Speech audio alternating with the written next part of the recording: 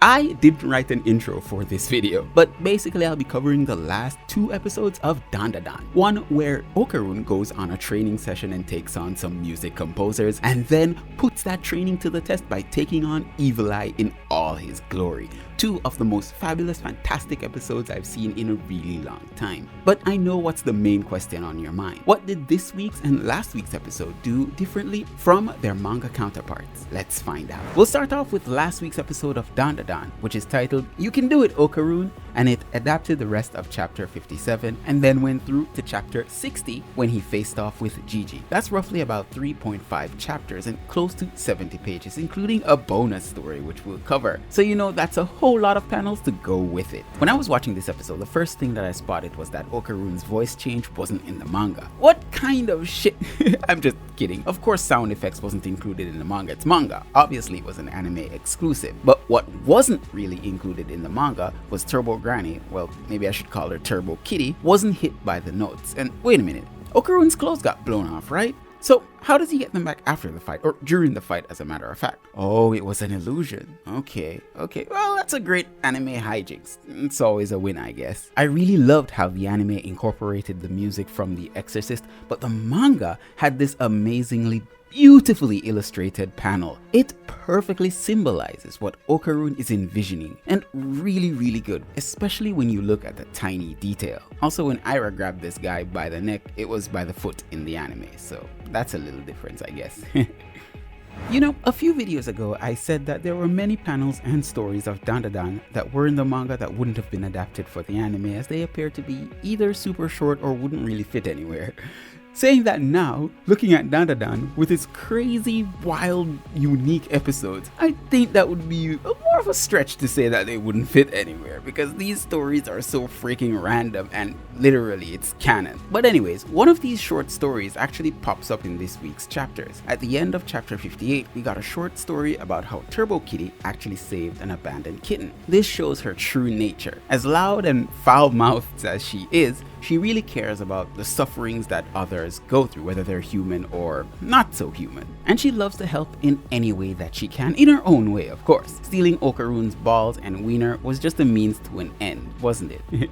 Let me know what your favorite scene in this whole episode is. Mine was when Okarun remembers the beat of the Hayashi and then starts to emulate it. Shit was metal as fuck. Actually, this episode did have a few changes from the anime different from the manga, so let's look at some of them. Like in the manga, when the ghosts lost their composer, they actually fell to the ground as they were unable to levitate anymore. You see, each of these ghosts has a special ability, and it was the composer, or the conductor, that actually allowed them to levitate. There were also a lot of small changes done to the fight to make them seem much more cinematic. Firstly, when the giants appeared, they didn't vomit, well, people.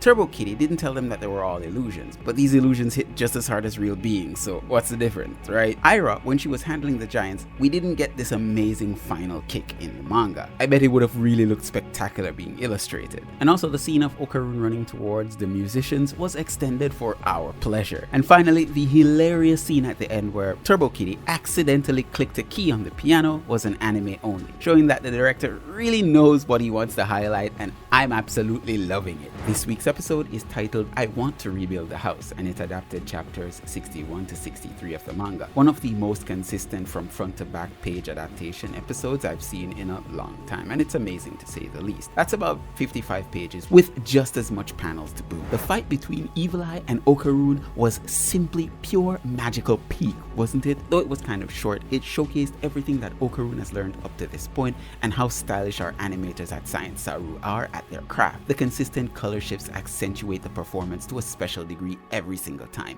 and we welcome that addition. You might have thought that when Okarun went full gone here that it was a choice by the animators, but no, it was also illustrated beautifully in the manga. Well, at least the first demon mode transformation. We also see the true nature of Evil Eye come out here. He's not just a kid wanting revenge on all humans for doing him and his fellow ghosts in. I mean, who can blame him for that? He just wants to really play deep down inside, and yes, the fight was extended a bit as they they always do for our enjoyment. Now, one minor difference is that he didn't throw his cursed house down to Okarun in the manga. Instead, the fight seemed a bit more of a one-way beatdown with Okarun turning up the heat. Anyone else notice that Turbo Kitty held on the entire fight? In the end, it's one of the best clashes in anime history, and I'm all here for it. When do we get the next rematch? Here are a few small details I bet you didn't notice. This is for the manga lovers, right? Okarun didn't tell Turbo Kitty to keep quiet after she made the observation of his legs shaking in the anime, but in the manga you can clearly see that he did. Jiji and Okarun, well, I should say Evil Eye and Okarun, were much farther apart in the manga. In the anime, they seemed like they were literally face to face, but it's not so in the manga, which is kind of cool. Also, why didn't Gigi's parents seem weirded out by this bipedal cat thing? Well, at least they bought her some goodies, right? She wasn't really rummaging through the bag in the manga. She was more taking it to a safe place to rummage through. And then this Minecraft guy, we didn't see him until he popped up right in front of them, but in the anime you can clearly see him much earlier in the scene. And how funny is it that this Minecraft guy is a builder? Is an expert builder, I should say. Pardon me. Isn't that a bit too on the nose, guys? Come on. Also, when Momo sculpted that beautiful Buddha statue, that was only in the anime. That didn't happen in the manga, which is fine by me, of course. Whoever thought of the concept of having a murderous, overpowered evil spirit from the olden days attend modern school and make sure he can't kill anyone was a mad genius. I guess that would be the mangaka then, right? He's so innocent, but at the same time, really angry and just doesn't know how to do anything or socialize. Of course, a bunch of hijinks would occur. Hilarious to see him try and eat with chopsticks, and trust me bro, I know what it feels like. I'm a total oof when it comes on to chopsticks, man. I just can't get it. Might as well use your goddamn hands. That's what God made them for. Also, the last scene in the episode was actually a preview of chapter 64. Well, actually the first page, the cover page you could say, when this guy popped up, and he's also in the final trailer for Dandadan, and where we saw, like, you know, Godzilla. Pretty much Godzilla's popped up in every anime this season. Anyways, it was absolutely a beautiful episode. What was your favorite part of this whole episode? Let me know in the comments below. Well, a bit longer than normal video. That's what you get when you combine two videos into one, which I'm not complaining about. At any rate, as I said before, leave a comment, a subscribe, and leave a like on your way out. All of that YouTube good stuff. I've been your host, Kyle. Peace out. Stay safe out there, V Nation. Bye.